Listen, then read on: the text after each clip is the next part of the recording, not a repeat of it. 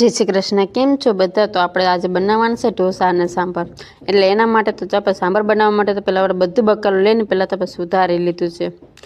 પછી તો આપણે એનો વઘાર કરવા માટે તો જો આપણે બધું મસાલો નાખીએ અને પછી મેં ડુંગળી, ટમેટાનો, બટેકાને હિંગ નાખીને પછી વઘાર કરી નાખીએ. અને ઢોસાનું તો બેટર તો ભાભી હવે તૈયાર જ રાખ્યું. તો આપણે ખાલી મૂકી ઢોસા બનાવવાના જ હતા. પછી તો જો આપણે ઢોસા બનાવવાનું ચાલુ કરીએ.